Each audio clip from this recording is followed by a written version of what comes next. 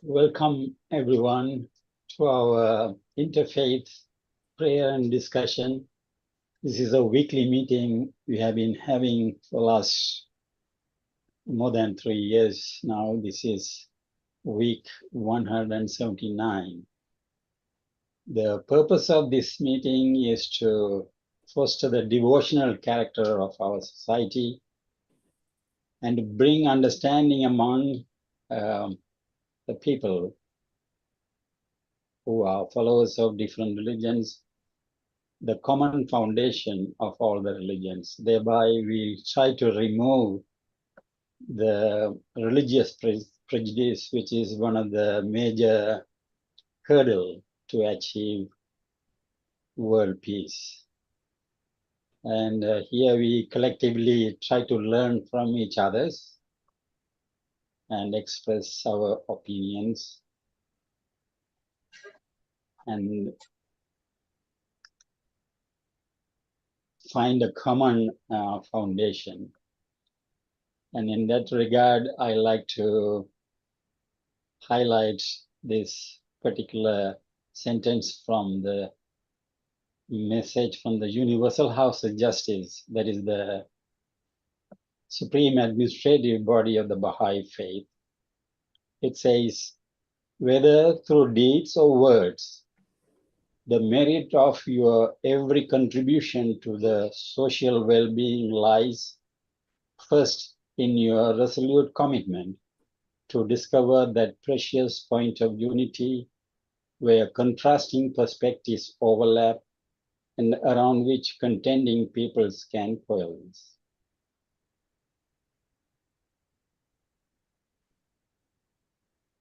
Thank you. And now we will honor the indigenous people in the land. Thank you, Siva. So on behalf of all who live on traditionally indigenous land, Jung and I are in the land which was looked after for between 40 and 60,000 years by the Gadigal and Bidjigal people in the Sydney area. And I was exploring a little area about 1 kilometre from our home last weekend, and noticed a little sign, because Green Square is becoming the most densely populated part of Australia, just a small area, a few square kilometres. And this was the official kind of recognition. Before Europeans, Aboriginal people walked, hunted and gathered on this land, engaging in many cultural activities. Utilising their deep knowledge of their country, the traditional owners of this land lived harmoniously with the plants and the animals of this area. Walking tracks to ceremonial sites and watering holes were cared for as part of the living culture. After European settlement, Aboriginal people have witnessed many changes with the introduction of factories and businesses and the infrastructure and development that comes with this. New housing, schools and apartments, entertainment and sports facilities now dominate the landscape, a new landscape that sits on Aboriginal land. Thank you. Thank you.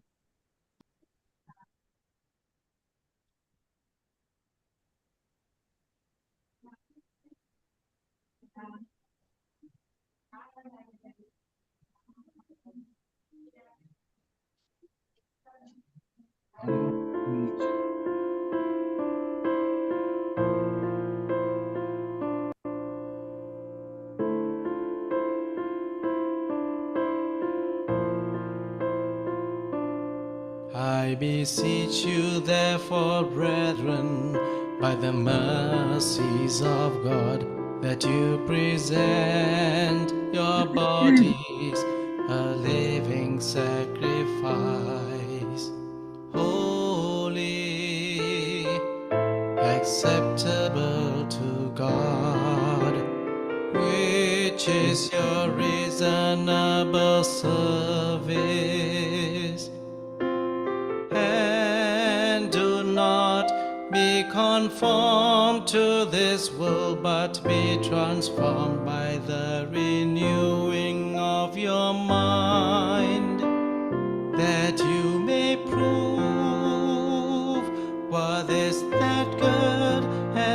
acceptable and perfect will of God, that you may prove what is that good and acceptable and perfect will of God, that you may prove what is that good and acceptable and perfect will of God.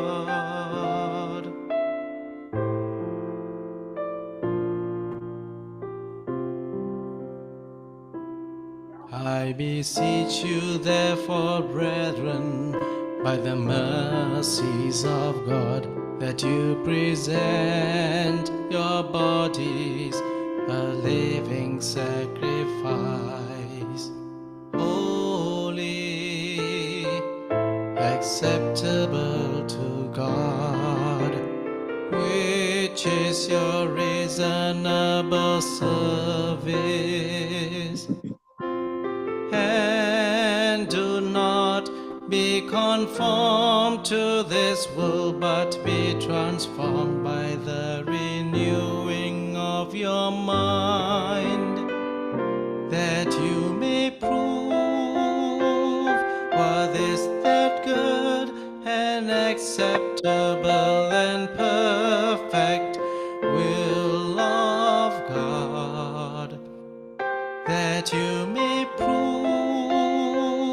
what is that good and acceptable and perfect will of God, that you may prove what is that good and acceptable and perfect will of God,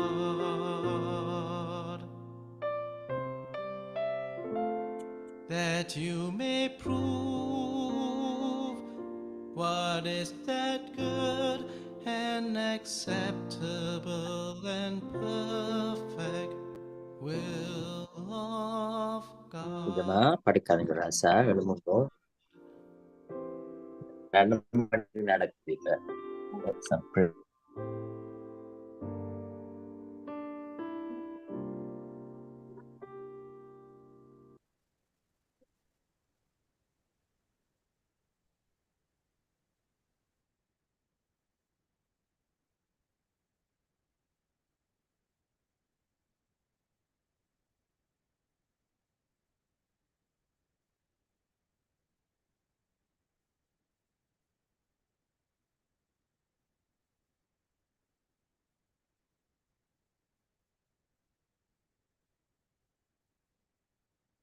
Strive that your actions day by day may be beautiful prayers.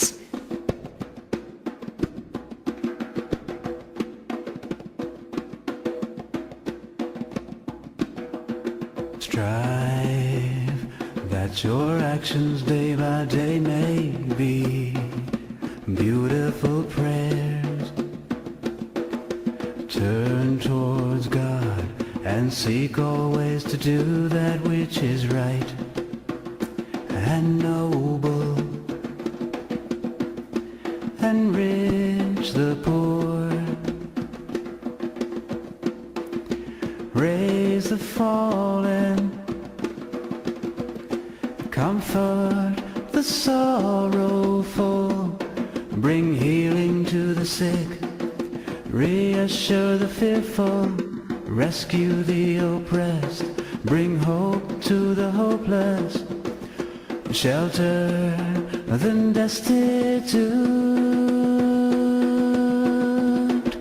Strive that your actions day by day may be beautiful prayers.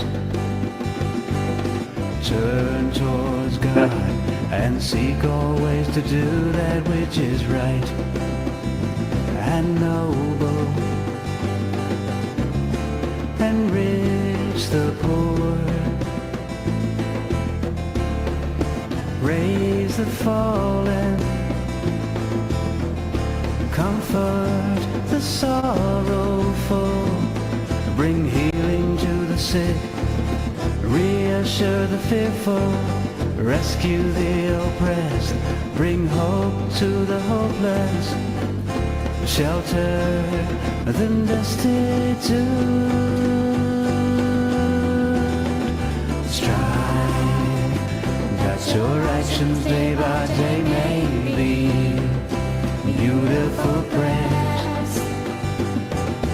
Turn towards God and seek all ways to do that which is right and noble, enrich the poor, raise the fallen, comfort the sorrowful, bring healing to the sick, reassure the fearful, rescue the oppressed, bring hope to the hopeless, shelter the destitute.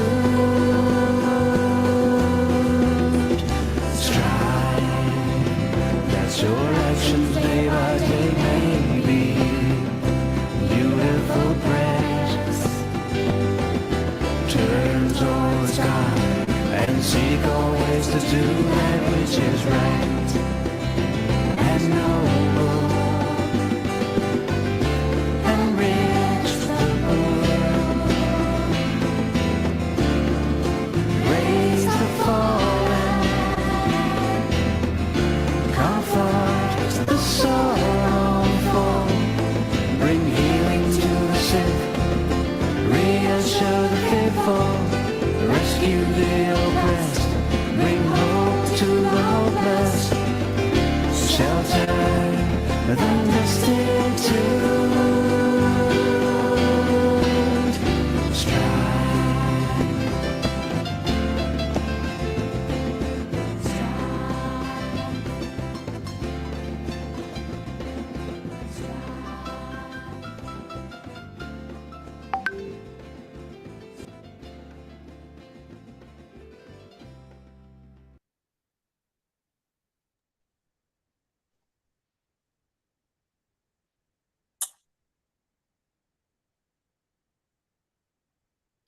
O thou merciful God, O thou who art mighty and powerful, O thou most kind Father, these servants have gathered together, turning to thee, supplicating thy threshold, desiring thine endless bounties from thy great assurance.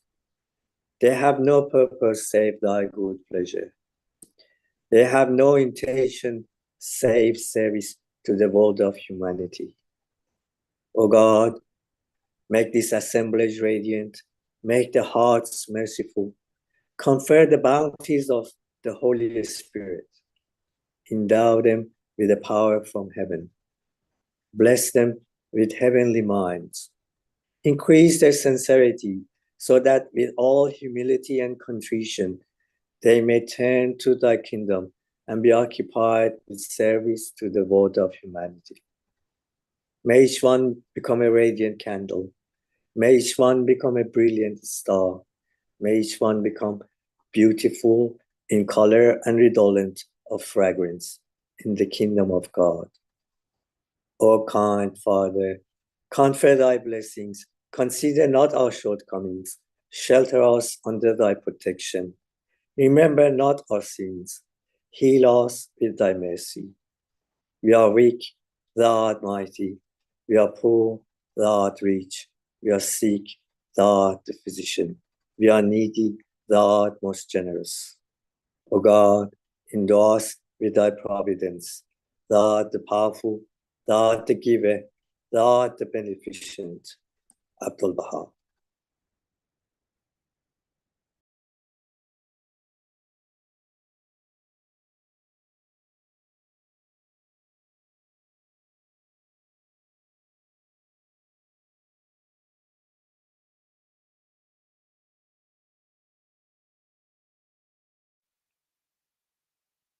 Now, this is the time that you may arise and perform this most great service and become the cause of the guidance of innumerable souls.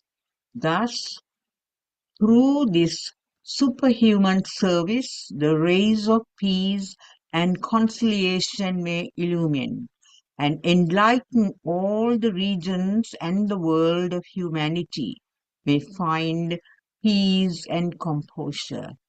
Abdul Baha, Tablets of the Divine Plan, pages 21 to 23.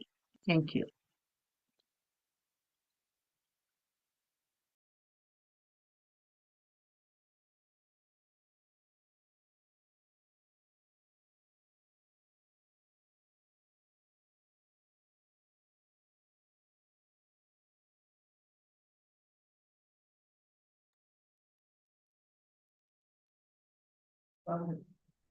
Not from sacrifice, no penance, no gift giving, no with prayer shall any behold me. Only by fullest service, perfect faith, and uttermost surrender am I known and seen and entered into. Who does all for me? Who findeth me in all? Adoreth always, loves always, which I have made, and love me for what love's sole end. That man unto the me doth wend. Strive constantly to serve the welfare of the world. By devotion to selfless work, one attains the supreme goal in life. Do your work with the welfare of others always in mind. At the beginning, mankind and the obligation of selfless service were created together. Through selfless service, you will always be fruitful and find the fulfillment of your desires. This is the promise of the Creator. Hinduism, Bhagavad Gita. Thank you.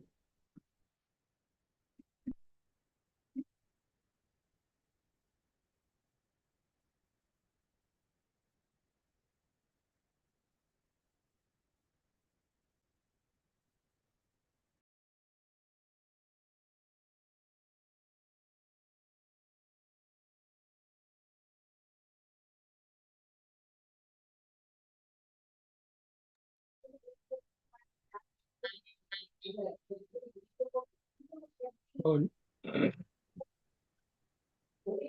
Am I to read this? Number 4. Paul, yes. Make haste in doing good. Check your mind from evil. For the mind of him who is slow in doing meritorious actions delights in evil. Should a person commit evil, he should not do it again and again. He should not find pleasure therein. Painful is the accumulation of evil. Should a person perform a meritorious action, he should do it again and again. He should find pleasure therein. Blissful is the accumulation of merit. Buddhist scriptures, Buddhism, Dharma 116 to 118. Paul.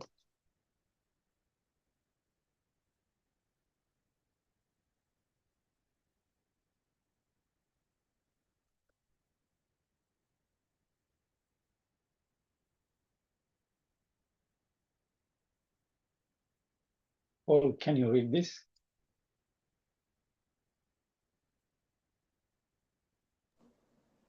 I'll read it. Yeah.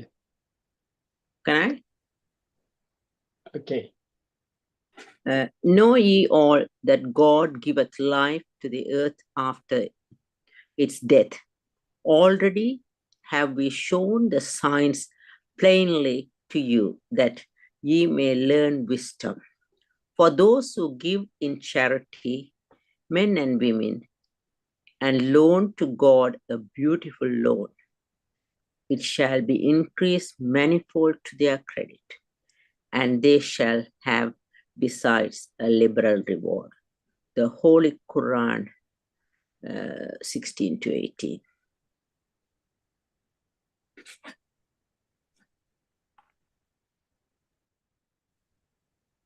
Do nothing from selfishness or conceit,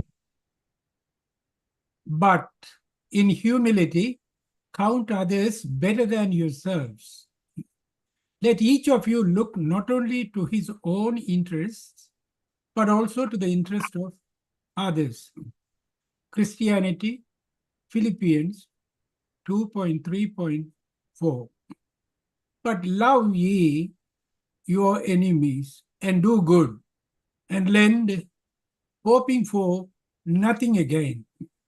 And your reward shall be great, and ye shall be the children of the highest. For he is kind unto the unthankful and to the evil.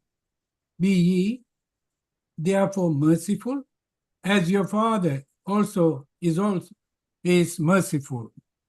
Judge not, and ye shall not be judged. Condemn not, and ye shall not be condemned. Forgive, and ye shall be forgiven. Christianity, Luke 6:35-37.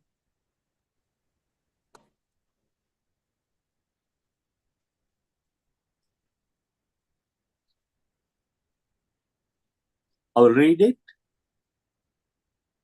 Okay. It is incumbent upon every man of insight and understanding to strive to translate that which had been written into reality and action.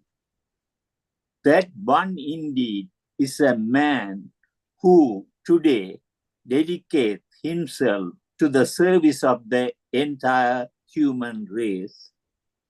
Be anxiously concerned with the needs of the age ye live in, and center your deliberations on its exigencies and requirements. Baha'u'llah. Thank you.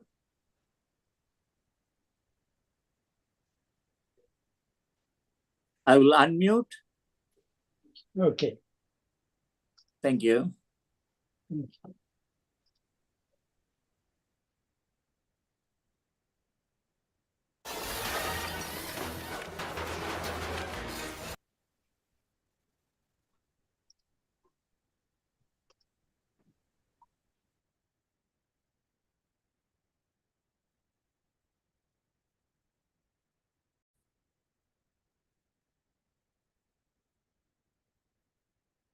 O God,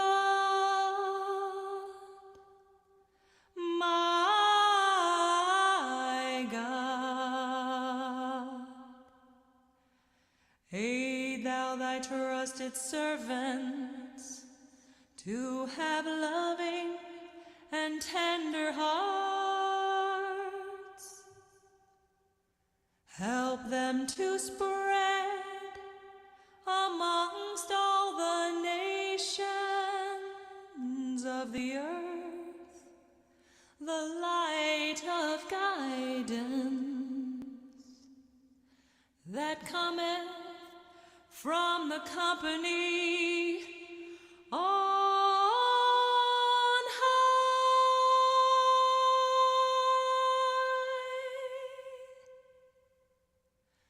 Verily,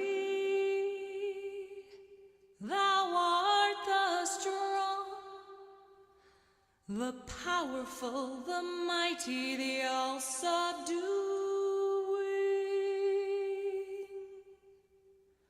the ever-giving.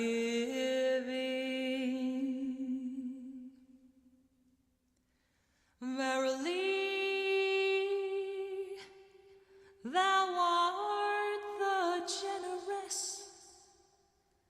the gentle, the tender, the most bountiful.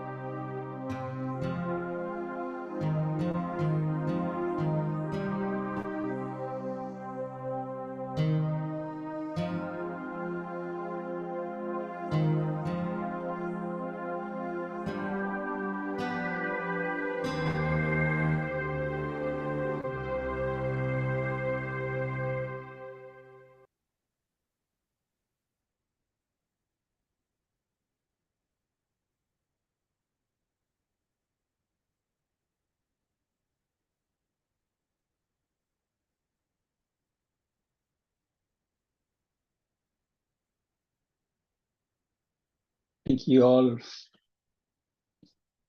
the readers, and now we will go to the next part where we usually have a presentation by an invited speaker.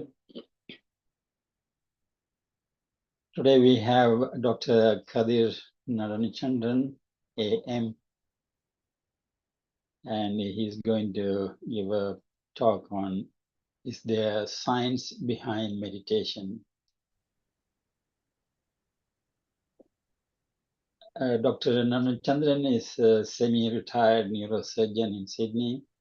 He worked as a consultant in Canberra for more than 30 years and as a clinical associate professor in the Australian National University. He's living now in Sydney, not very far from us. And his current interests are spinal, general, neurosurgical, and peripheral nerve conditions. His interest in meditation comes from his involvement in the Sai Baba organization and his profession.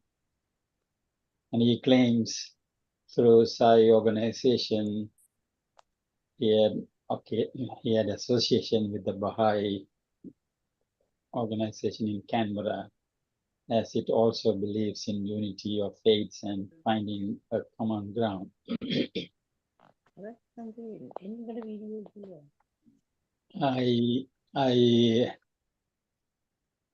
I go to the Tamil Senior Citizen. I'm a member of the Tamil Senior Citizens, and the president of the Tamil Senior Citizen Association is Saloja Devi Sundarlingam. She is here now. And many of the friends who have attending this meeting are members of the Senior Citizen Association. And I happened to listen to Dr. Naranichandran's presentation about meditation, and I was very interested in that, the science behind meditation. So I asked him whether he can give a presentation. So he kindly accepted. So I invite Dr. to give his presentation. I will stop my screen sharing now.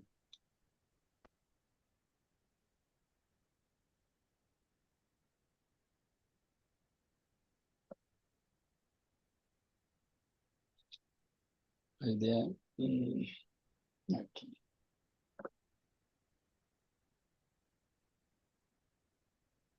You want me to start now? Yes, please. Yeah. Thank you very much, Mr. Parandesmam, for inviting me to share some thoughts on this subject, and for the Baha'i organization for giving me this opportunity as well. I pay my respects to the First Nation of this country, past, present, and emerging. As you would see from this slide, that the mind, brain, and meditation are linked, and they're also linked to my profession. And as explained before, that was part of my interest. We had in Canberra a very close association with the Baha'i faith. We used to have common meetings. Sometimes they join our study circles. Dr. Farshid, the cardiologist there, was very much involved, and we've known him quite well. Sometimes we have common functions where we have stalls and so on. And we have one or two devotees who went regularly to the Baha'i organization's prayer meetings and came to ours as well, and brought in literature from the Baha'i faith. And that prompted some interest for us to read about the faith. And I've also been to the Monavale temple a couple of times. On one occasion, I took my children to show them this temple. So the subject of meditation is vast, as you would see from what Swami Vivekananda says when he was asked to speak about Vedanta. He said there's a vast subject and time is limited. In my case, my knowledge and understanding are also limited in this subject, because it's a very complex subject that involves science, medicine, physiology, and Vedanta, and other faith organizations. It is also said that one who speaks does not know, and one who knows does not speak. So why am I bringing science into a religious or spiritual subject? I'd like to take you back to the time when the Industrial Revolution emerged after the Dark Ages in Europe, but there were no Dark Ages in the subcontinent. They were always, despite the 1,000 years of invasion, occupation, destruction, and colonization, they continued to maintain their faith, some or other, and the practices still persisted. And they did not distinguish between science and spirituality. But in the West, there was a problem. And when Galileo brought about the heliocentric planetary system, he was ostracized. Then they burned Juno on the stake. And there was friction between the church and the scientific community. But at the turn of the 20th century, there was a big paradigm shift when people like Einstein, Bohm, Oppenheimer, and Max Planck, all these people read Eastern literature, Buddhism and Vedanta, and found a common ground between the complex subject of quantum physics and the Hindu philosophy or Hindu approach to God, creation, and everything that exists. So Einstein said religion without science is blind, science without religion is lame. And he said spirituality begins where science ends. But Sai Baba said everything is spiritual, there's no distinction. And spirituality is simple, but everything else is complex. Max Planck, who's one of the greatest scientists in Germany, and there's a Planck Institute now, and a Planck constant of measurement and so on, he said God is a crown of the career of the scientist. Though there are many scientists who proclaim as atheists, some of the leading scientists were believers in some supreme entity. So why do we meditate? For spiritual and religious reasons, for stress management. Psychologists and psychiatrists use it, and management of chronic pain is also a faculty. But from the teaching of Baha'u'llah, I found this, and I don't want to be carrying coal to Newcastle, but I like to, because there are other people who are new to this scene, to read from Baha'u'llah's teachings. He says this faculty of meditation frees man from the animal nature, discerns the reality of things, puts man in touch with God. Through the faculty of meditation, man attains the eternal life. Through it, he receives the breath of Holy Spirit. The bestowal of Spirit is given in reflection and meditation. Finally, he says, while you meditate, you are speaking with your own spirit. In that state of mind, you put certain questions to yourself, the spirit, and the spirit answers. Light breaks forth and the reality is revealed. So from the spiritual angle, meditation is to reveal the inner truth, the inner reality, and reveal what God is. So Baha'u'llah also, as most of you know, his teachings are described in my search as 4 points. The third is the agreement of science and religion. So he recognizes the need for science and religion to come together and understand creation and existence. So there are some basic things for us to address. The traditional views of science is that there is a body, there's a mind, there's a spirit or soul, and some of them talk of a thing called consciousness.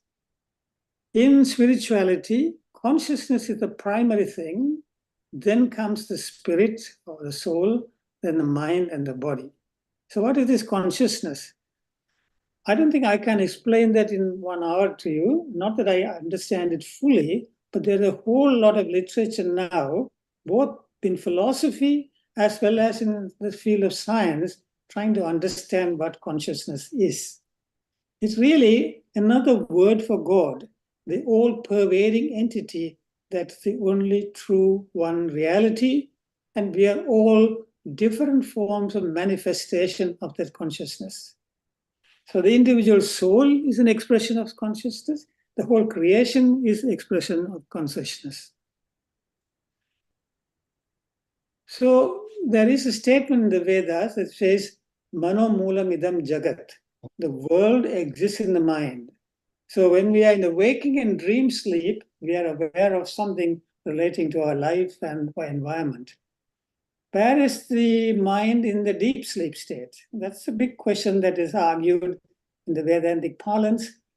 And what is present in that state of deep sleep is really your consciousness there, but your mind is completely blank. So when you wake up, you say, I had a good deep sleep, but I can't remember a thing. As far as my dreams are concerned, sometimes we remember them, sometimes we don't remember them. And it is said that we do not really know where the mind is. The scientists cannot really fully answer that. We'll come to that point a bit later. They say the mind is a key to our happiness. If you turn it towards God, you get happiness. If you turn it towards the world, you get problems. And it is also described as a monkey because the monkey always jumps from tree to tree. And it sometimes describes a monkey who is drunk and has a scorpion stinging its tail, so it goes really berserk. So the mind continues to wander from one to another. A scientist measured and said that there are 50,000 thoughts per day in our mind. It's a pretty big number. And the science in yoga, in Vedanta, that deals with the meditation is from Patanjali Yoga Sutra.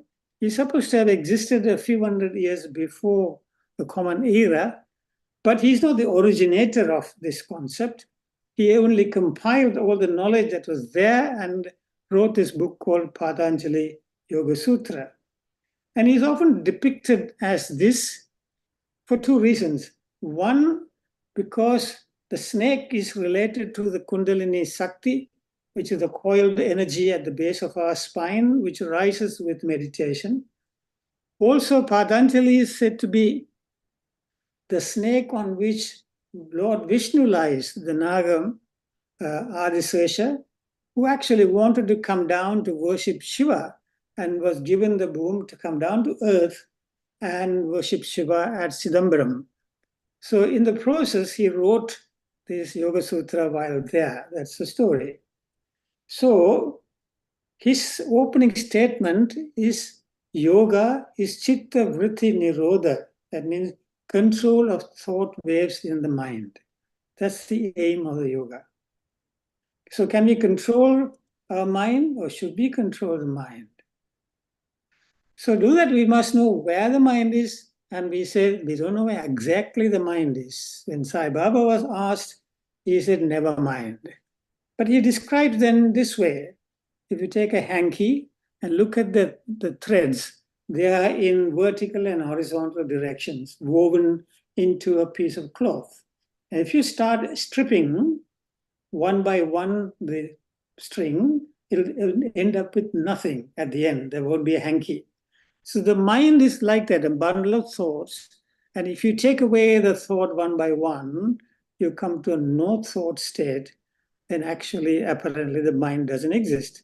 And the mind that whatever you have is in union with God. So in meditation, we have to have a close link between brain, which is a structure that we can perceive, but mind we can't perceive, but we know it exists because we are thinking, we are communicating, and the mind could be like the cyberspace, which is in computer parlance, it is subtle. You can't measure it, you can't touch it, but we know it exists because it functions. In Vedanta, you could say it's a sukshma or subtle entity, which has no form, but you can perceive it. So what does Weinstein say? He says the intuitive mind is a sacred gift and the rational mind is a faithful servant. We have created a society that honors a servant which is the rational mind, and forgotten the gift, which is the intuitive mind. Worldly affairs function largely on a what we call a rational mind, whereas spirituality functions in an intuitive mind state. So our rishis, when they meditated, they had the intuition to come up with truth and the knowledge of the Vedas, or whether it be the Bible, or it be a Quran, and so on. So what does Max Planck say? He says all matter originates and exists only by virtue of a force. We must assume behind this force the existence of a conscious and intelligent mind. This mind is a matrix of all matter. At that time of Planck, there was not much discussion about consciousness. But now, scientists are beginning to accept that consciousness is the matrix of matter. So they don't want to use the word God because it's not fashionable. So they use the word consciousness as the matrix of matter. It's an all-pervading entity. It's a substratum on which everything else exists and through which everything else comes to appear. So come to the mind again. In Australia, about 1 in 6 adults practice meditation. Well, 1 in 10 practice hatha yoga. People often turn to yoga or meditation as a way to take time out and manage the stress of their day-to-day lives. In the USA in 2016, they estimated that 36 million people were practicing yoga. I'm sure it is double now, particularly after 21st of June being declared a few years ago by the United Nations through the activities of Mr. Modi and Sadhguru Jagi Vasudev as the International Day of Yoga. So stress is a common and ongoing thing and can contribute to the onset of a range of psychological issues such as depression, anxiety, and physical illness. Meditation and yoga have been shown to reduce people's self-reported levels of stress. This is likely due to, at least in part, to the effect that meditation and yoga have on the brain's stress response system. We know that there's high incidence of mental disease. 14% of children and adolescents are having mental health problems. 45% of adults have it, particularly anxiety, affective disorders like depression, substance use disorders, drugs, and so on. So we now go back to where did it originate? The only evidence we have archaeologically is the tablet in Mohenjo-daro Harappa civilization findings, which is now part of Pakistan, unfortunately.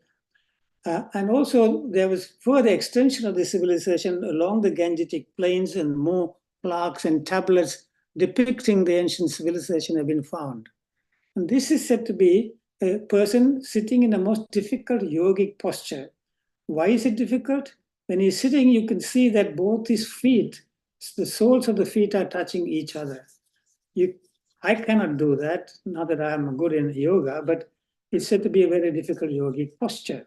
And on top of his head, you see a trident, which is the symbol of Lord Shiva. So they think at least more than 4,000 years ago, this practice of yoga and meditation existed. But this doesn't correlate with Mahabharata and Ramayana, the two stories of India, which is woven into the fiber of the culture and religion. And many people now are discussing the dates of these incident stories and happenings. Some think that Mahabharata was 5,000 years ago, and others think Ramayana was in fact 7 or more thousand years ago. So we have this dichotomy between what archaeology can say about the date of these practices, because in Ramayana and Mahabharata, there's considerable evidence of meditation being practiced and taught.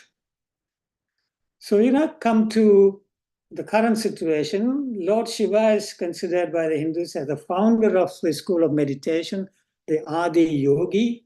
According to Sadhguru Jagi Vasudeva, Shiva appeared from somewhere, we don't know where, 15,000 years or more ago in the Himalayas and taught meditation to the 7 rishis, who then spread yoga to the entire world. In Buddhism, it forms a very important practice, and many of the Buddhist lamas and teachers have taken it out aggressively into the West. Interestingly, even in Jewish parents, they now talk about meditation. There's a book that I came across where I've taken the Om symbol as well and incorporated it into the title of the book. In Christianity, it is practiced in the monasteries by the monks, but not so much popularized outside. In Islam, the Sufis, the whirling doves, is one form of meditation for them. And the Sufi mystics often talked about meditation as a way of reaching the Supreme. Now, we now come to how we relate to the world, how we get information, and how mind then begins to perceive and interact with the world. Fundamentally, the 5 sense organs are the ones that come to our mind, and the information goes into the nervous system and analyzed in the brain. In the nervous system, we have what is called fundamentally the neurons.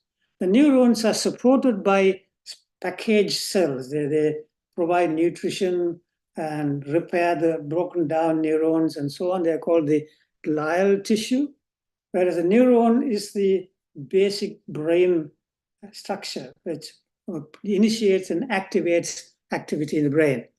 And there are about 100 billion neurons in the brain. And each neuron connects with each other with what is called synapses or junctions. And at the synapse, we have chemicals that are released. So the brain is a bioelectric structure. So the electrical impulses are generated by the neuron cell. It travels down the blue line, the axon, as it's called, the cable, and then it comes to the junction between 2 neurons. There, chemicals are released, which then transmit the information to the next cell, and the next cell then generates an electrical impulse and carries the information.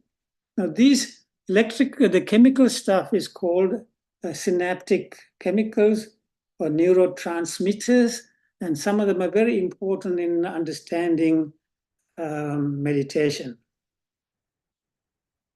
And if you take a slice of the brain through the middle and look at the inside of the brain, I want you to look at what's the bottom part called amygdala, which is an almond-sized structure, which is the seat of our aggression and emotion and activities of protection, anger, and so on.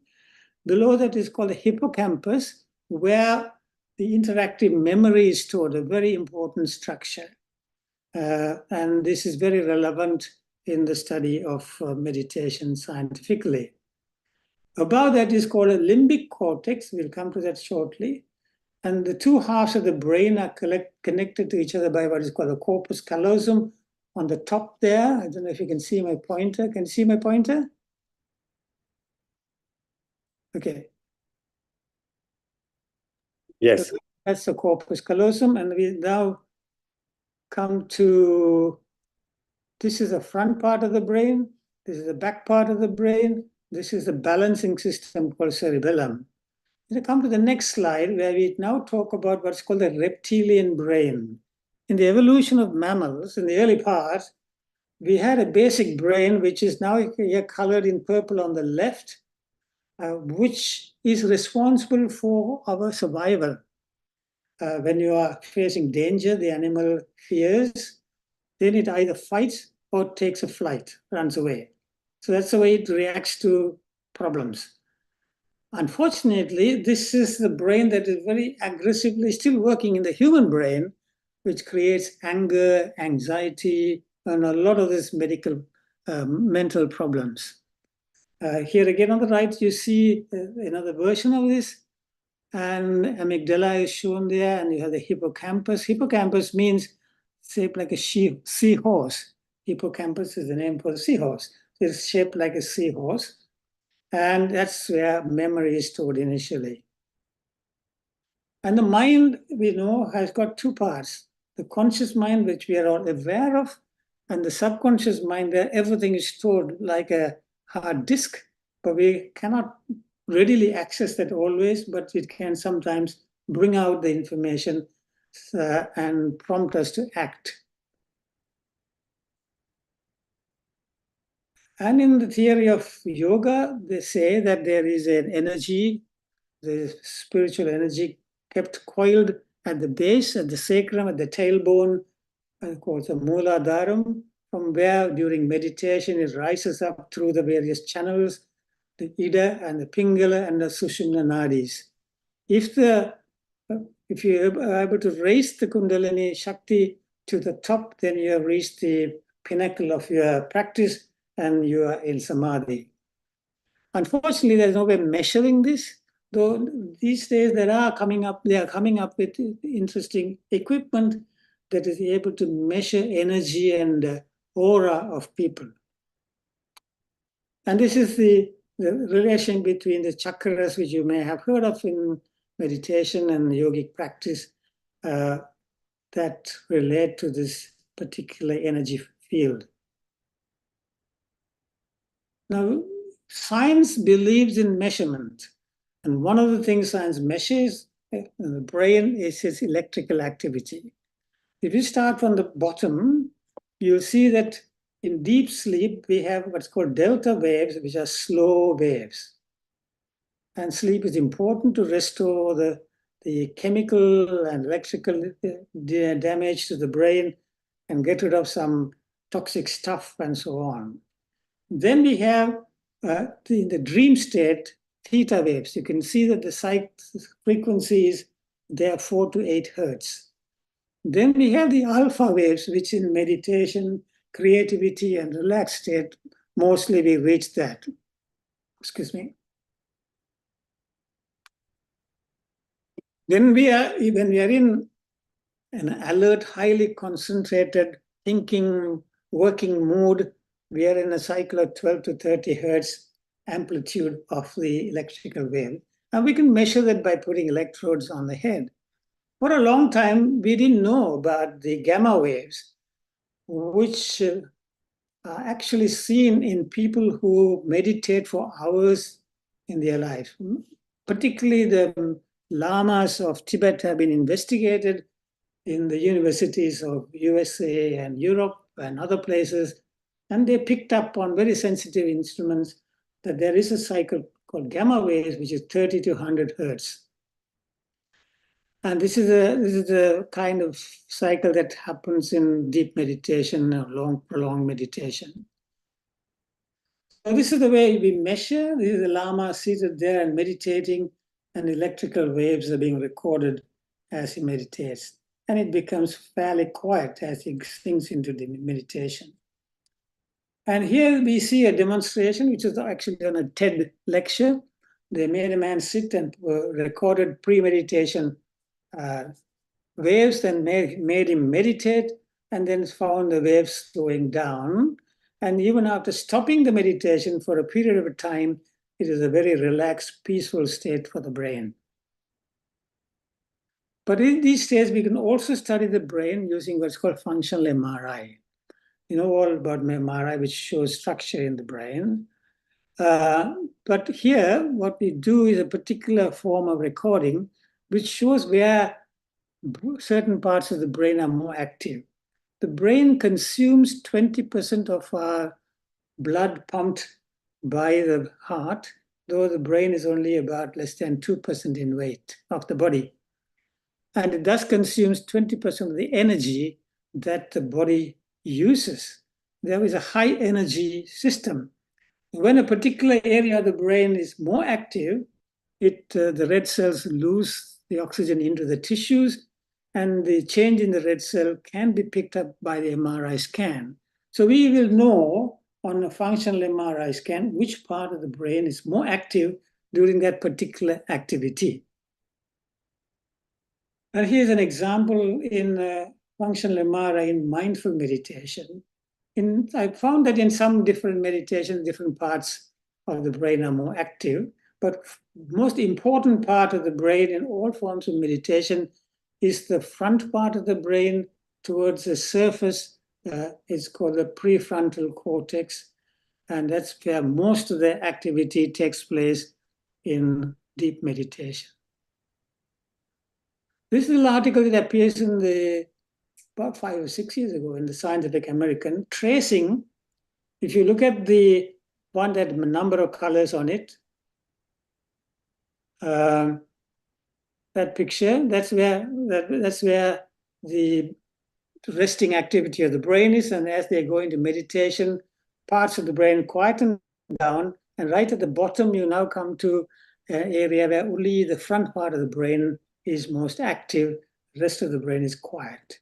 So there is an electrical change taking place in the brain. So is the brain like a muscle? If you keep using it, will it get bigger? Initially, somebody studied the brain through MRI of taxi drivers. Before GPS, the taxi drivers, had to memorize the map of London, and you know how complex it is. To get the license, they had to do that. And somebody got the bright idea of studying their hippocampus and found that their hippocampus was significantly bigger than that of an average person. So then, then the other studies have also shown that people who memorize a lot, who chant a lot, who study the Vedas and recite them, they all have bigger hippocampus. So all our pundits, some of the pundits, the Hindu priests have been studied, and some people who have been reciting the Vedas have been studied. There are lots of schools, investigators in India now, and they have shown that if you keep on memorizing things, your hippocampus will get bigger. Not that it gets huge, it's just it definitely is bigger than the average person. We also said the brain is a biochemical thing, and the neurotransmitters are important in that. So during meditation, the Kennedy Institute showed that 65% increase in endogenous dopamine release occurs. Levels remain at upper range even after meditation. What is dopamine? Dopamine is an interesting chemical. It's called the happy hormone of the brain. If the levels are high in parts of the brain, you are very happy. If it is low, you are unhappy. It is interestingly also the chemical that is absent or deficient in Parkinson's disease in another part of the brain. So they have got multiple roles. Then there is also an increase in serotonin level in meditation. Serotonin is another hormone, when deficient, causes depression. So some of the medications we use in treating depression are medications that enhance the level of serotonin in our brain. Oxytocin is another interesting hormone. It's called the cuddle hormone or love hormone. When people are in love, or when a mother sees the baby, when the mother suckles the baby in the breast, oxytocin levels leap up. Then there's another study which showed that endorphins also go up. Now, endorphin is, as you know, the naturally occurring morphine-like substance which gives the people high when they meditate, sorry, not meditate, when they do exercises. So people apparently get addicted to exercises because they like to generate their own endorphins by running and doing gym activity and so on. Meditation is also associated with sharp increase in plasma melatonin, which is a hormone that you need for sleep. But if you are in the triple stress response situation, fear, flight, and fight, then some harmful substances are released. Adrenaline, noradrenaline, which accelerate your heart and push your blood pressure up, and cortisol, which, when secreted over a prolonged period of time, causes a lot of damage to your body tissues. We now come to another interesting subject called telomeres. These are in the chromosomes.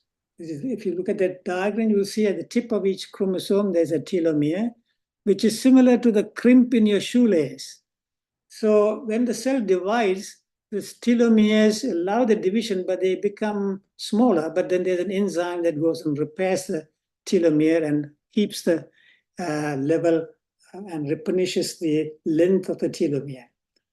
If the telomere is diminished, the cell often dies or becomes kind of inflamed cell. This sets the process of aging in motion along with associated health risks. Multiple epidemiological studies have indicated that accelerated telomere death or attrition in peripheral white cells of your blood is an indicator of vascular diseases of heart and brain, susceptibility to cancer, age-related diseases like Alzheimer's, osteoporosis, increased risk of schizophrenia, mood disorders, anxiety disorders, autism, and immune disorders. So there's a clear correlation between the health of the telomere and disease process. Meditation and telomere length. People who meditate have healthier or longer telomere than others, indicating that meditation has a protective, repairing ability on the cell. A number of studies have linked stress with shorter telomeres. So meditation can help to counteract that.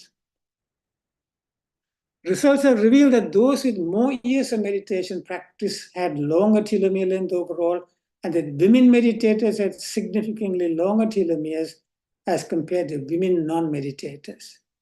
Summing up the result, it can be concluded that practice of asana, pranayama, and meditation can help to maintain the genomic integrity, that means the health of the cell chromosome, and are of key importance to human health and lifestyle disorders. That comes from a Journal of Yogic Science. If you could kind of summarize the health benefits, it has been shown that blood pressure, pulse, and breathing is affected to a better state by meditation. One of the earliest researches on this was done by Transcendental Meditation Group of Mahesh Yogi, one of the earliest to bring meditation to the West. And as you will probably know, he was the guru to one of the Beatle guys. Then stress can be maintained, control, aging is controlled as shown by telomere. Inflammation is reduced, irritable bowel syndrome gets better, immune response gets better, your memory improves, and even fertility can improve according to some of the researchers.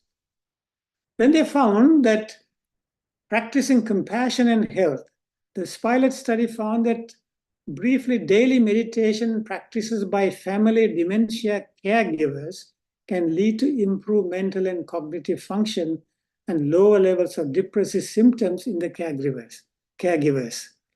So it has an effect on those people who are being affected by compassion and caring for relatives who are in a bad way. Then intimately related to meditation, of course, is music. And the music that we are talking about is classical, not non-classical music. Classical music is very conducive to brain regeneration. And in the churches, you would have heard of the Gregorian chant, which is called solfeggio music. And there is a very interesting series of talks now, which I found only last week, on neuroscience of chanting and the importance of frequency of these chanting processes by a doctor in Dubai, of all places. She runs a neurology clinic, but she's also involved with the university and researching on brain and meditation and chanting. And this is if you click this name on the YouTube, you'll find a couple of interesting talks by her. So in the Gregorian chant, Hindu, Buddhist, and Hindu and Buddhist chants, you can look at the frequencies of the music, and somebody has found a kind of correlation between certain frequencies and the type of feeling that you get. I don't want to go into the detail of it, but somebody reported Om vibrates at 432 hertz frequency. So in summary, health benefits derived from meditation are reduction of blood pressure, reduction of stress hormones, I told you about the amygdala, which is the seat of terrible emotions and aggression and so on. In long-standing meditators, the amygdala actually shrinks down, whereas the hippocampus enlarges in size. There was a time when aggressive criminals underwent amygdalotomy. That means doctors went and removed the amygdala to make them sedate. Okay. Now, as shown by the telomere length, there is reduction of aging process, memory improves, inflammatory issues settle, irritable bowel can be helped, immune response improves, improves cerebral blood flow. This has been clearly shown. There's increase in melatonin level, the cell health improves, and it improves our mood. So Dalai Lama says that if every 8-year-old in the world is taught meditation, we will eliminate violence from the world within 1 generation. So meditation benefits the body, the mind, and the spirit. And thank you very much. So we must always think of this. Meditation, it's good to have somebody guiding you, a guru. Guru is supposed to be like a GPS who can help you in times of difficulty and guide you properly. Thank you, and I'm happy to answer any questions if it's within my scope of knowledge. Thank you. And I am particularly noting in this that there are 2 people from overseas, Malaysia and Germany. Nice to see that they are also participating in this. Thank you. Yes, thank you very much. Yeah, that is Rosine from Germany. She is originally from Africa. And Pina Delphin is from Malaysia, but originally from Philippines. And my brother Jiva is from Canada. All right. Okay. Good. And I don't know anyone else, maybe. Obviously, you have attracted many people. That was a very wonderful presentation. I was fascinated the first time I heard, and I thought it should be shared with the wider audiences. And we are live streaming this. I hope many people will be listening online and get benefit from this. And now, if there are any questions, comments, please put your hand up and be brief. Yes, Jung. Jung is one of our strong supporter of this Interfaith Forum. Is Colin Dibdin's wife. Yes, Jung. You have to unmute and talk. Thank you, Dr. Kathy. Thank you, Siva. I was expecting that I will get some of your talk about spinal cords, the spinal column in a human body, because I know the spine connected to the neural system of human brain, and it connected to the pelvis and everything else. And I was expecting, like, you might give us some idea about how the spinal column work with meditation, because I did a research project, a major research project on spinal injury and back pain for the company, and I thought it was so fascinating. And I did listen to Gregory chant, as you mentioned, and I thought it was a very good idea that people should listen to that music. Gregory chant, because I'm a Catholic, so I listen to Gregory chant sometimes, and I thought it was very soothing. Thank you very much. Okay, thank you. The spinal cord, can you hear me? Yes? Yes, I do. Okay. The spinal cord is an anatomic structure. There is no correlation that I have found with it and meditation, but in front of the spinal column is the actual, what they call the Sushumna Nadi and the Ida Pingala Nadis, the energy fields and the channels through which the energy in the body flows. The Western science has not yet come to grips with that. So I cannot say there's a correlation between spinal cord and meditation. What we do in the yogic science is that the energy fields are in front of the spinal column, not through the spinal column. Because you do mention about chakra, and when majority of people, when they do meditation, they will be sitting, and the energy of all the energy level that go up to the brain, you know, the top of the brain that can connect to the universe, as far as I experience, then the movement of the chakra is, I mean, according to the drawing, is like, you know, based on the spinal column. It goes No, from it's the bottom to the top. Yeah, it's actually in front of the bony structure. It's not in the bony structure, but it because it's in front, it is related in position. And in fact, people who teach meditation, and in particular Sadhguru Jagi Vasudeva from Isha Foundation, keeps on emphasizing that at all times keep your spine erect, but when you're meditating, it should be erect. Not because the energy is going through the spinal cord, but it's going through the area in front of the spinal column. Thank you. Thank you. Thank you. And Ahmed. Yeah, hi. Thank you, Kathy. It was fantastic talk, correlating meditation with science and giving all those details. One thing I didn't understand clearly was that you phrased God as consciousness, and then you said that we are emanations of that consciousness. Now, it wasn't for me clear whether you were saying that we are part of God or God is separate and then we are emanated from God. So if you can clarify that. If it's the first one, then that's a concept of Sufism. So just wondering what's your views? In the philosophy of Advaita Vedanta, it pronounces that there is only one entity. Okay, Aham Brahmasmi, that means I am Brahman, and Sarvam Kalbidam Brahma, that means everything is Brahman. So it recognizes that there's only one entity called Brahman.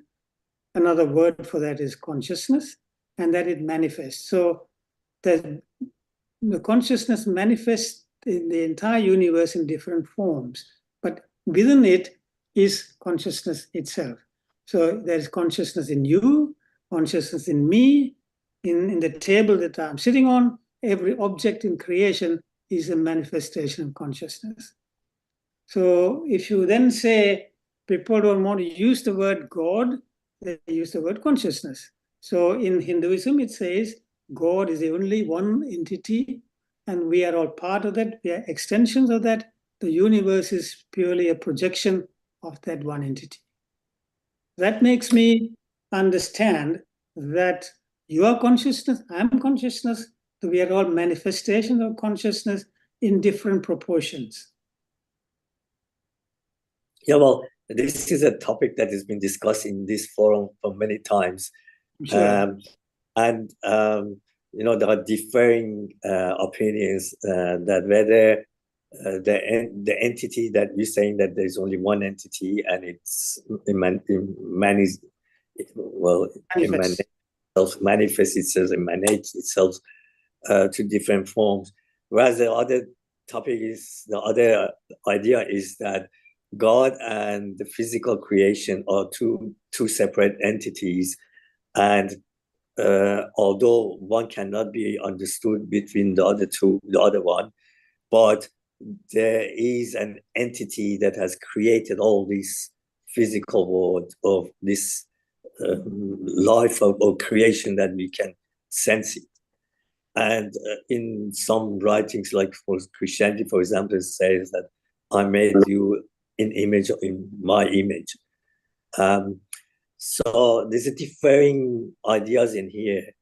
And I'm wondering if you say that everything is that consciousness, then we're lowering the statue of God in a sense that, like, if oxygen and carbon dioxide is God as well, that or a rock is God.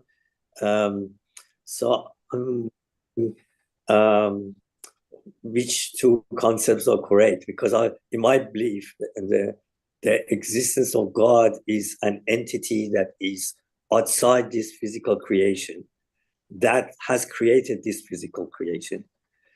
And it has given levels of consciousness to that physical existence. And we as humans are the highest level in this.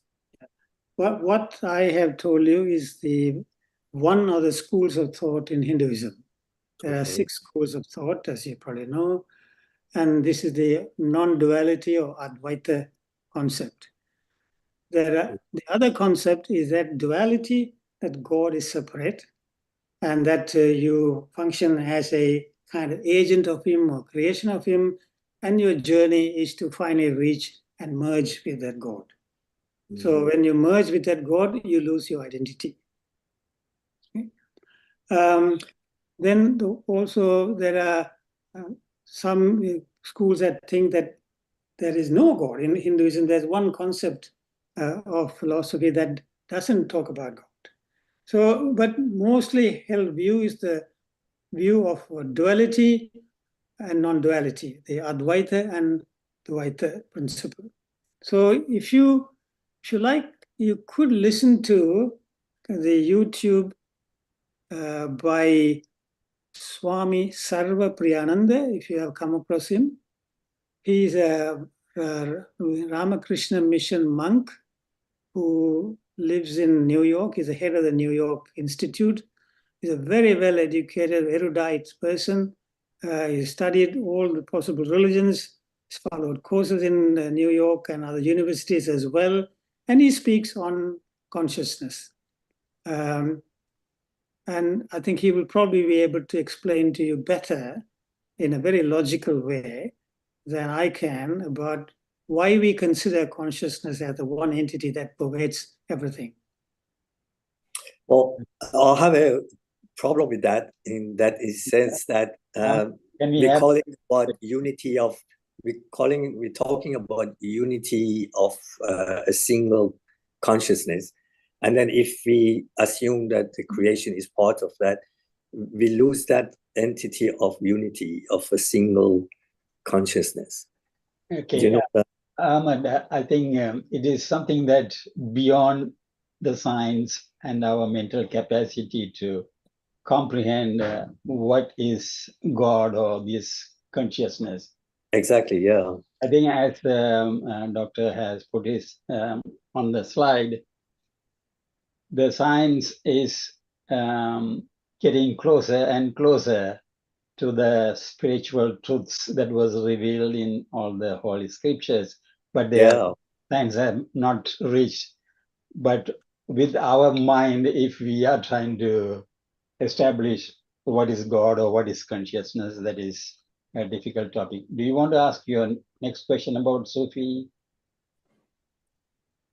No, I was just saying. Or is it? Are you talking with me? Yes.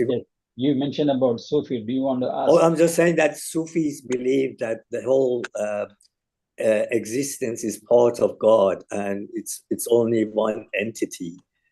But Baha'u'llah says that the two are different. One is the creator, one is the creation. And the two entities have no connection except that creation process. But I guess it's difficult to bring this into science because even science now is, if you look at cosmology, they're in a point of loss because there are so many things that cannot be understood in cosmology at the moment. So, but I think we can come to a conclusion if we use the process of reasoning, because I think if you use reasoning, then you come to a conclusion that there is a creator and a creation separate of each other. That's my view. Okay, thank you. And sorry for barging in. And I don't know how to raise my hand to ask the question. I am not very much used to using iPads. Can I please ask a question and make a comment as well? Sure, sure. Okay, you can hear me well. Yes. And as most of us, we expect the best from Dr. Narana Chandran, and we have got that today. My question is, I would like to share today's presentation with my family and friends. And I understand a recording is being made. I will pay for the cost and the rest of it. How do I get it? Okay, there is no cost at all. I will send you a YouTube link by email, and you can share it with them. Okay. Then second comment is I do a bit of meditation and also mindfulness. And for me, gardening itself is, I spend 4 or 5 hours in the garden. That itself is meditation. Dr. Narana Chandran mentioned that classical music is great. But yes, I do. I listen to a bit of classical music, but in the meantime, some Hindi and some other songs that always makes me extremely happy. Say, Hindi film Shri 420. It is a 50-year-old film. That Ramaya song, I listened to the song many times. Then Lena Martel's One Day at a Time, Sweet Jesus. It is 1979, Top of the Pops. That's a great song for me to listen to. So what is Dr. Narana Chandran's comment on separating classical music as the best in terms of sort of meditation happiness and leaving the other? So, okay.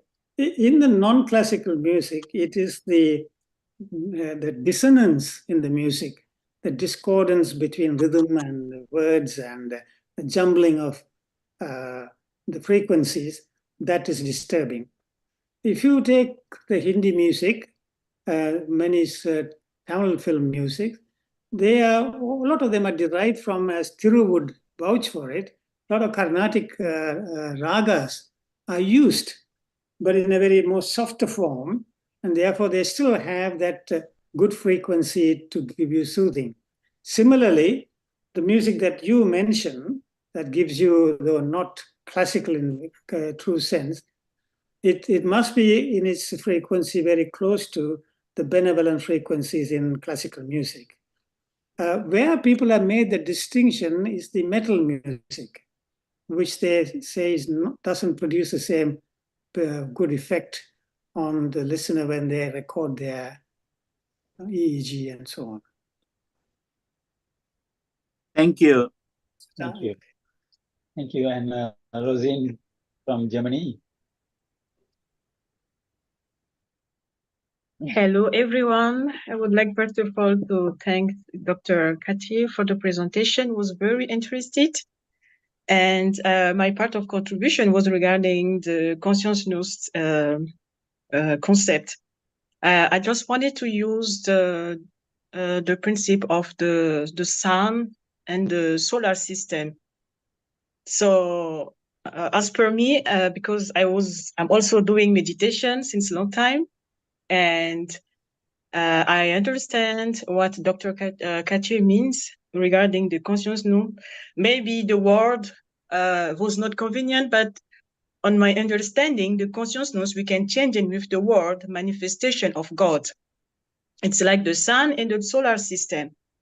The solar system is implementing in terms to take the energy of the sun, and with this energy, the solar system can reflect it. For us human beings, we use it for electricity, wherever. So this energy is coming from the sun, but the sun is not coming down directly. The solar system is between. So our consciousness is also a mediation between us and our Creator. That's why the Bible says that God created man in His image. It doesn't mean that God is inside of us. No, we are a manifestation of Him. And when we are turning our face toward God through the religion or through the meditation, then we have the capacity to collect this energy, this manifestation. And this manifestation, we have it through, for example, our soul. Like when somebody is kind, somebody is honest, somebody has beauty, he has everything positive mind. So this positivity, this is the image of God. So we are just pure manifestation of the Creator. Just wanted to explain that the word consciousness is not wrong, but maybe it was not appropriate to identify Him to God. But we are just a manifestation of God. Yeah. Yeah, it all depends on how you understand the explanations given the different aspects of a religion or different religions.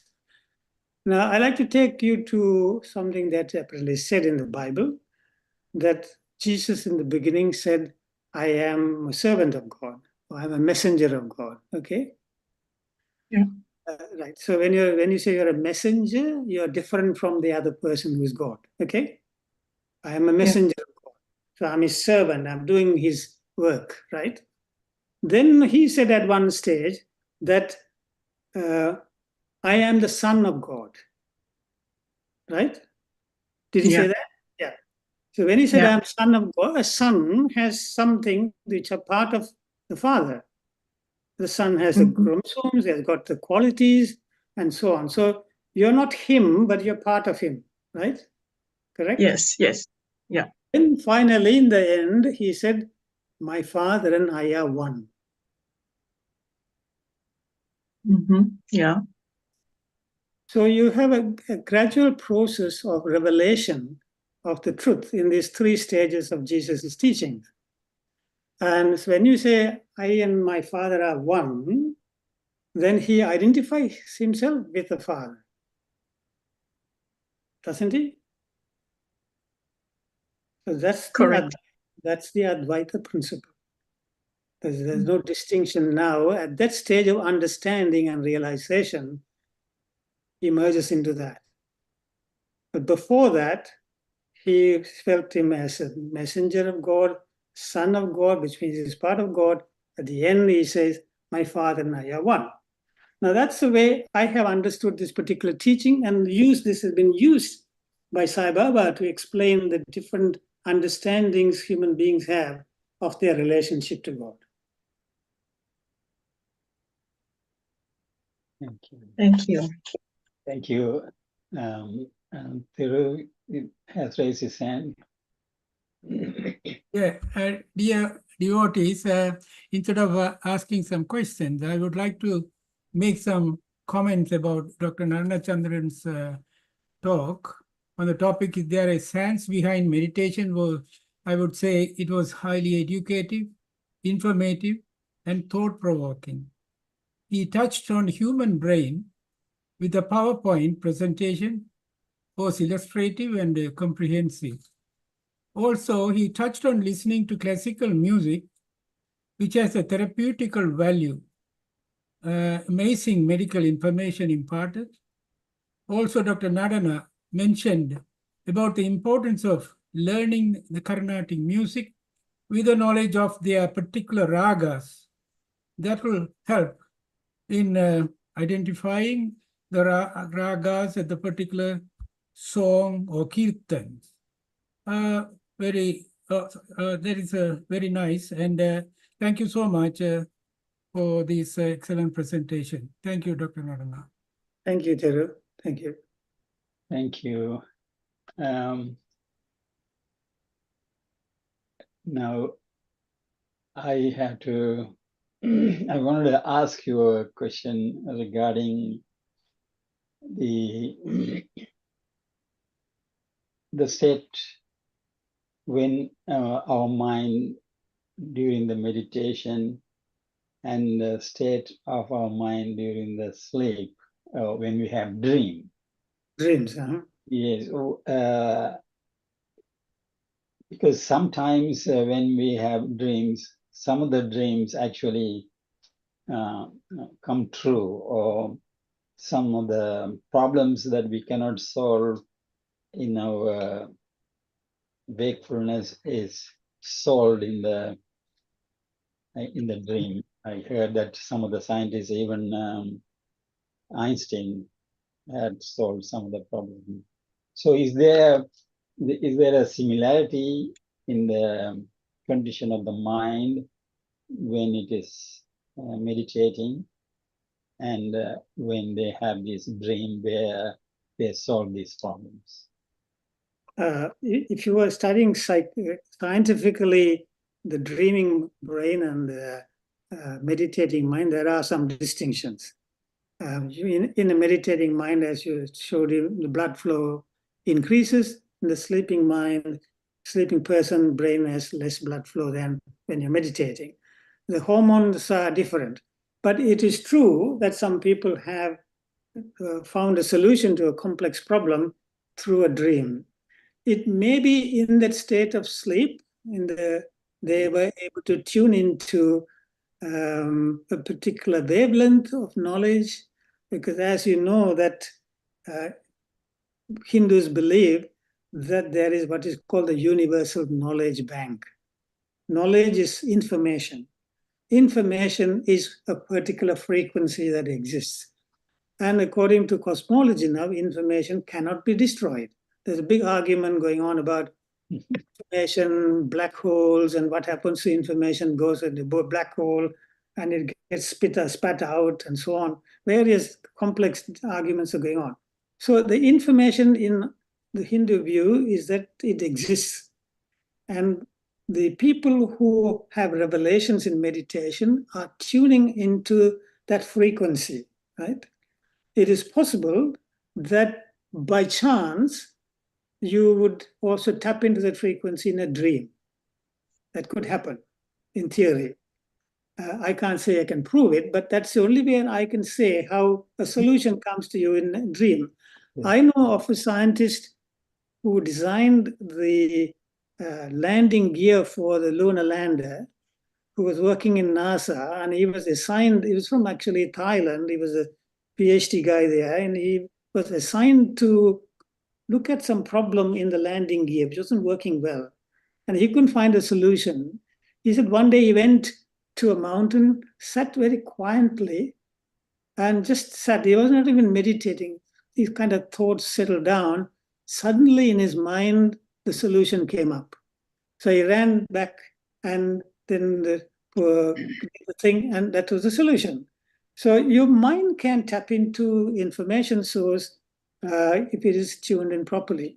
That's the way in which the rishis, who are our the scientists of long gone years, who were able to study the solar system by meditation without telescopes, and to look at stars which are 400 million light years away and to talk about the orbits of those stars. But they just sat and meditated and tuned into the system. The other people who also then gave us the Vedas by revelation. There's no particular author to the Upanishads. There's no particular author to the information that is gathered. You can also say the same thing about Prophet Muhammad. He goes and he sits there and he says, Gabriel gave him the knowledge. So it's possible, in my view, to have this kind of information tuned to because information exists. There is a book written by Swami Subramania Swami from the Hawaii Temple Group called Lemurian Scrolls. He talks about this kind of information that is available. Thank you. And Colin and Rosina raised their hand. Before that, I actually put in the chat a quotation from Baha'u'llah. Is my understanding about this concept of God. I hope you can see it. I will read it for you. Yeah. For the benefit of everyone, because we are trying to understand something that is incomprehensible, and therefore we tend to have different ways of looking at it, and bound to have different opinions, and it's very difficult to come to some conclusion. Yeah, it's true. Yeah. What Baha'u'llah says here is that, wert thou to ponder in thine heart from now until the end that hath no end, and with all the concentrated intelligence and understanding which the greatest minds have attained in the past or will attain in the future, this divinely ordained and subtle reality, this sign of the revelation of the all-abiding, the all-glorious God, thou wilt fail to comprehend its mystery or to appraise its virtue. Having recognized thy powerlessness to attain to an adequate understanding of that reality which abideth within thee, thou wilt readily admit the futility of such efforts as may be attempted by thee or by any of the created things to fathom the mystery of the living God, the day star of unfading glory, the ancient of everlasting days. And this confession of helplessness, which mature contemplation must eventually impel every mind to make, is in itself the acme of human understanding and marketh the culmination of man's development. Thank you. Very nice. So, yeah, why my understanding is that the soul or Atma or whatever we call it, what that is within us, we are unable to understand however much we try. Even in the future, it says, but it is the sign of God.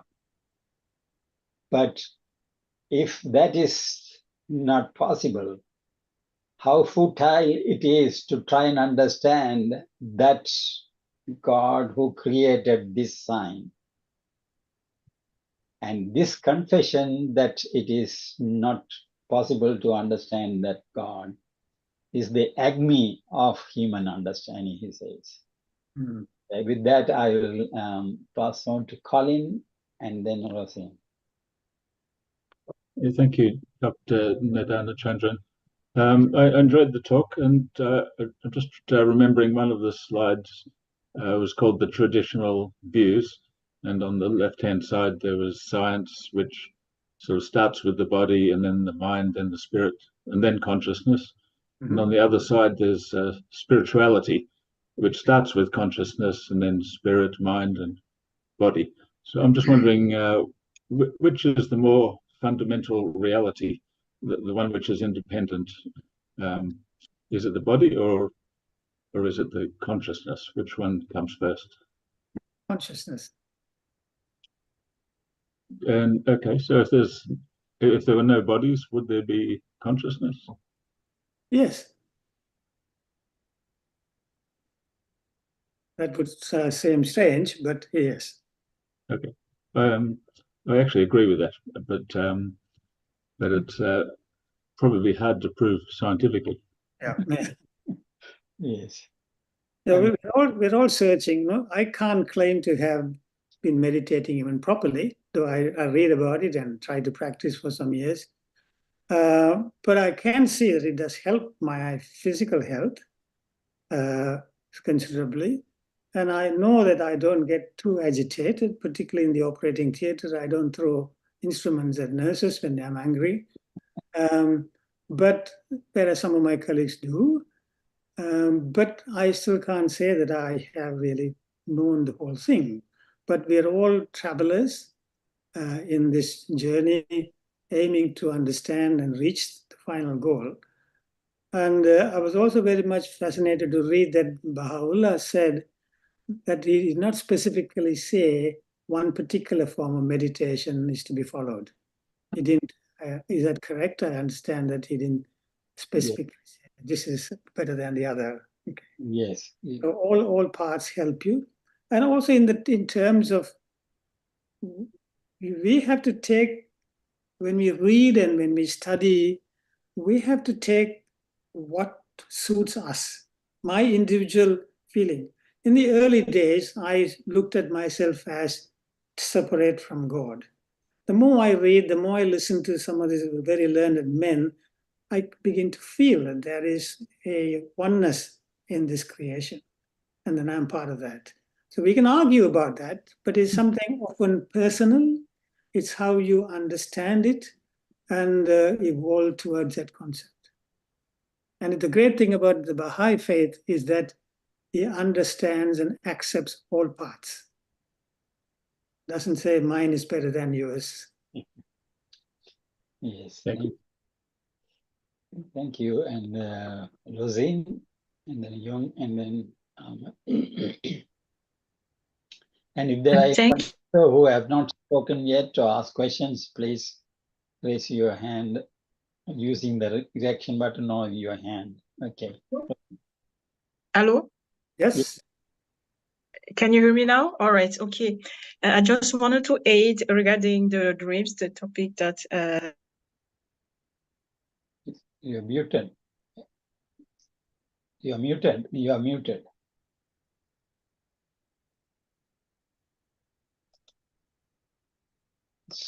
You are muted again. I don't know how. now it's okay? Okay, now Hello? okay. Yes, yes. All right. Yeah, when we have a pure and kind heart, our soul has also another dimension, and the meditation is helping our soul to go higher and to go closer to God. And more we are closer to God, more we have the capacity.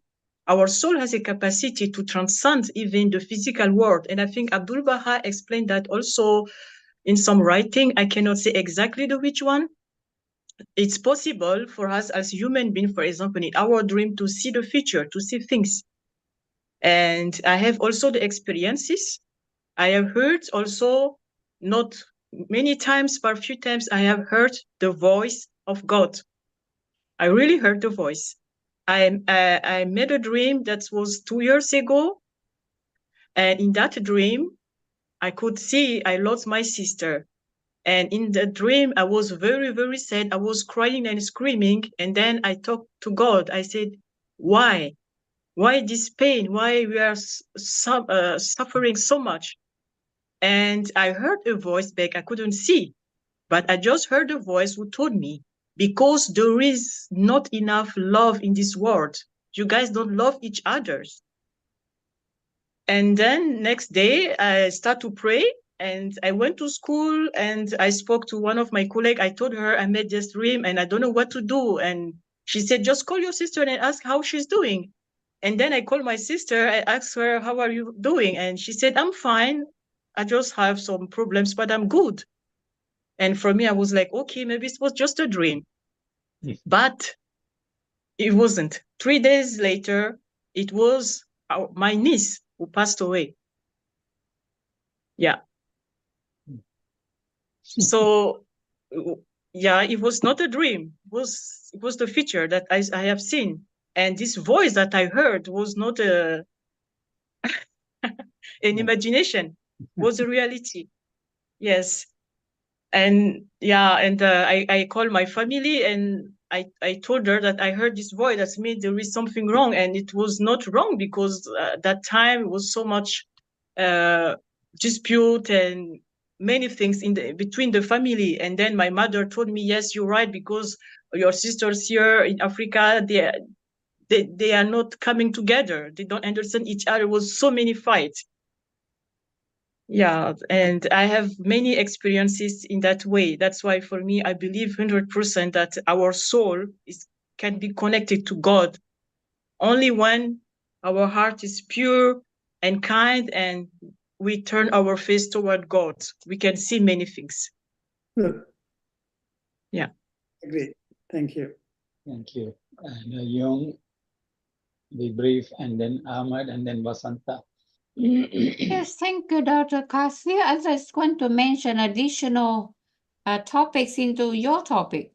Somebody talk about the meditation and dreams. Now we talk about the wonder work of the brain. some people have more imagination in their mind than others. And sometimes, especially the writer, they can do a better novel writing or a story writing if they have flash. Like the mind went flash, like a camera. So if some people just sitting down all day and write, like one chapter, then probably didn't make much sense. But if they just stand up and walk around the garden, and the flash might come into the mind, and they might, write something or wrote something that nobody ever wrote or written. So it's just like the story of scientists who work for the NASA space flight. They just get a flash from the mind from somewhere. I think God is like a gift from God. So that's what I understood about the mind. And talk about the sun and the solar system. I don't think the solar system get the energy from the sun, because each of them is each entity. They have their own strength and power. And the sun sometimes lost its power because of the eclipse. Eclipse with the moon. So the moon does cover everything the sun got. So therefore I said the nature and everything is just balance themselves out. Nothing that's more superior than the other. Thank you. And Thank you. And talking about writing novel, I think Dr. Naran Chandran's daughter is a renowned author by the name Shankari Chandran. She won a lot of awards here for her writings. I will share that later. And Ahmad? I just want to make one comment, and that is that I suggested the audience tonight that to look for a book called Some Answered Questions by Abdul Baha that can be accessed by the Baha'i World Library in a digital form. Many topics that we talk today, this book is a collection of talks by Abdul Baha, and it's based on these topics that we talked tonight. And he uses metaphors and mind reasoning to come to certain conclusions regarding these topics that we talked, and gives a good view of Baha'i view on these topics. And it would be nice if you access it and have a read of it. The other comments, Some answered questions. Some answered questions by Abdul Baha. If you Google it, you will bring it for you. My other comment is about scientific view of spirit and mind. Although there are relations, I mean, I come from neurophysiology background, so I've been trying to search this. And we see even with the images that Dr. Chandran showed, obviously there's relationship of these topics with certain locations of the mind, but scientists have not been able to allocate the exact location for memory or exact location for these spiritual feelings that we have, love, friendship. And I think these are above physical world, and there are a concept or a dimension above this physical life. And so as Siva said in that text by Baha'u'llah, knowing God, the gate to knowing God is barred for humans, because the level of consciousness of us and him are so wide that it's impossible for man to grasp the reality of God. And that's why God has sent manifestations, different manifestations to us to give us a grasp of that consciousness. And another comment that I have is that when Christ says, I am God, or when he says, I am Son of God, and then he says, I'm out of that. These are states that indicate to us relationship of a manifestation to God and a relationship manifestation to us and his physical body in that state. So when he says, I am like you, he says that I am a physical body like you. When he says, I'm the Son of God, he's saying that my understanding of what a revelation that comes to me is as strong as the a understanding of consciousness of God. And when he says, I am God, he's really describing that consciousness that has emanated and has come to him as a revelation. So I think that those are the meanings of those different states that Christ describes. And this is same in Muhammad, same in Baha'u'llah, same in Buddha and Krishna. They're saying with the same type of, with the different words, but the same kind of concept. Well, yes, I mean, these are all subjected to different interpretation by different people. Yeah, sure. According to our understanding, we try to interpret the holy writings. But what we have to agree is that there's a lot more for us to learn. It's only a handful that we have learned so far. But collectively, by having dialogues like this, our understanding can become better. And let me ask Vasanda and then Pina, because the time is almost 9 o'clock. Yeah, that's what it is. Thank you very much, Doctor.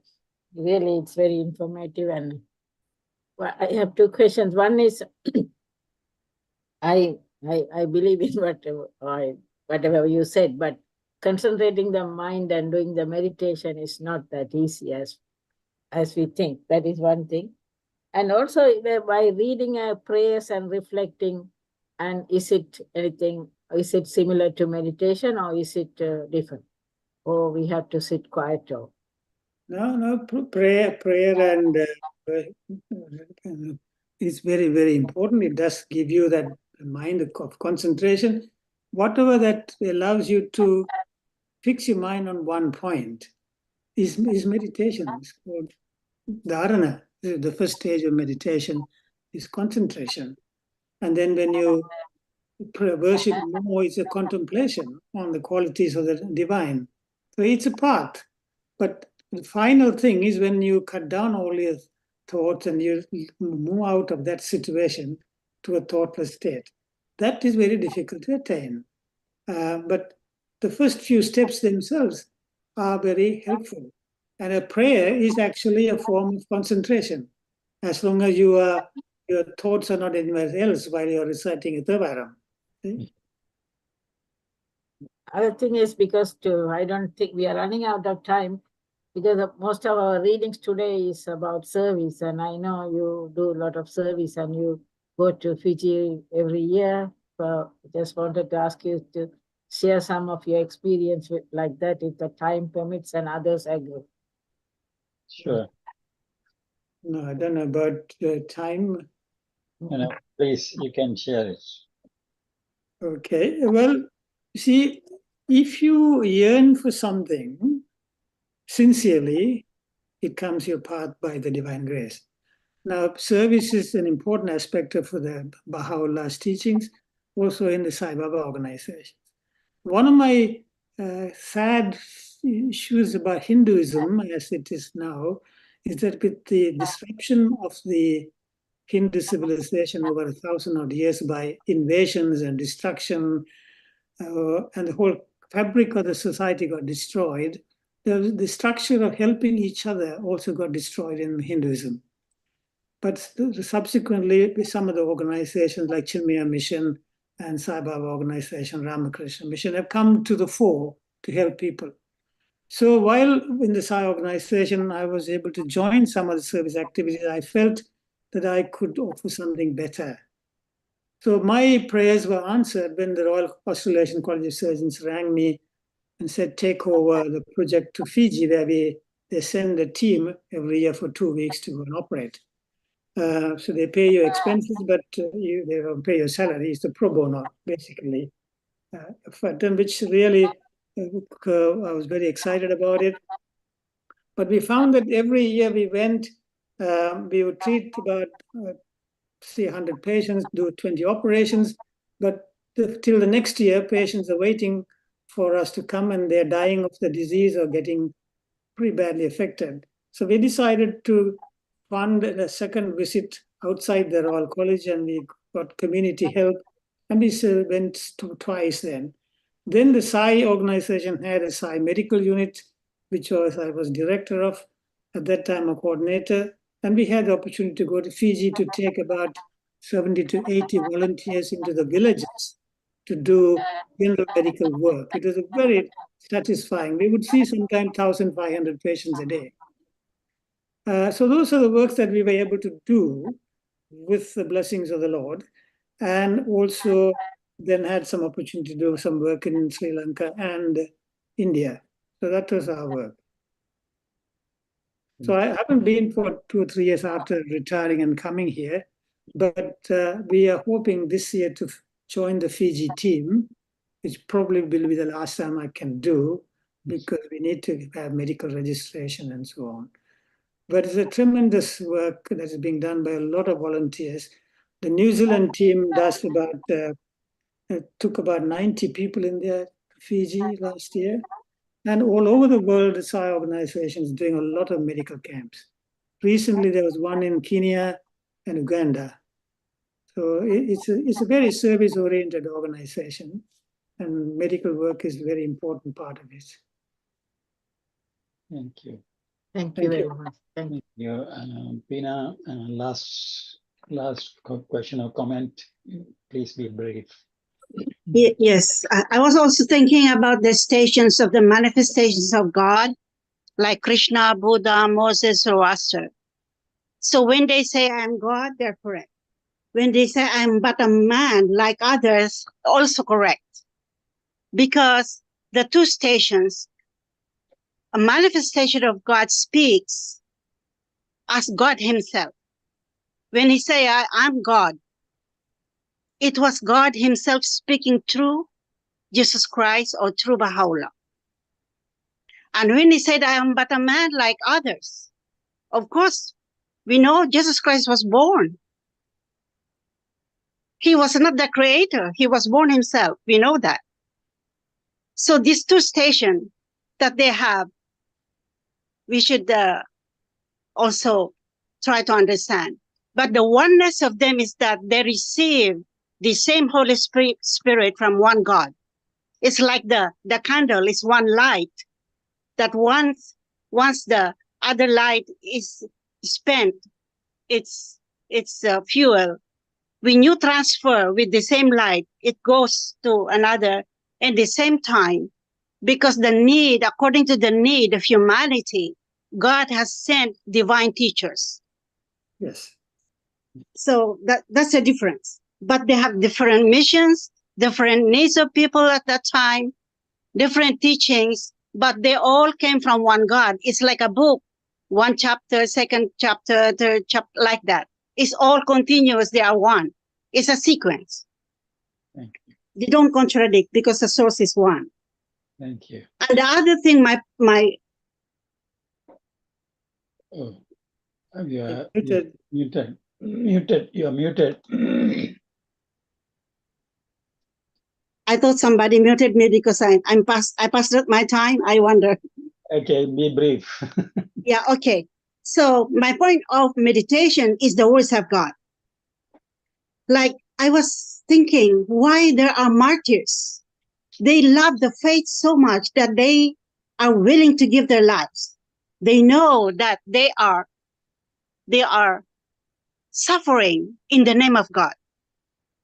And when I read what Baha'u'llah said, die in me that I may eternally live in thee. I thought to myself, wow, what better life than God lives in me. If we die for the name of God, he will live in us eternally. And so I believe this is what in the mind of these people who likes to give their lives. Because what is this life for? Even if I get well, even if I save this life, I'm going to die anyway. Why not die with purpose? Thank you. And then in the another hidden word, it says that answered questions like, why am I created in this world? What is the reason? Why do I exist? And then I read in the hidden word, it says, I love, O Son of Man, I love thy creation. Hence I created thee. Wherefore do thou love me, that I may name thy name and fill thy soul with the spirit of life. So I said, wow, I am created because God loves me. And then he's asking something from me. He said, wherefore do thou love me, that I may name thy name and fill thy soul with the spirit of life. Oh, wow, who am I? What is the purpose of life? If I serve, I become a servant of God.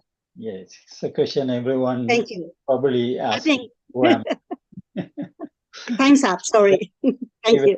Thank you very much. I think we have come to past 9 o'clock now, because the topic of today's presentation is so interesting, illuminating. So there is many questions to discuss, but we have to close. And I have put the link on Shankari Chandran's website in the chat, if anyone wants to see it. And thank you, Dr. Katir Danan Chandran. Thank you. Thank you. It's so wonderful talk. Thank you, everyone. For my contribution. Thank you. Thank you. Thank you very much for your presentation. Thank you. Maria, thank you. Thank you all. Thank you. Bye-bye.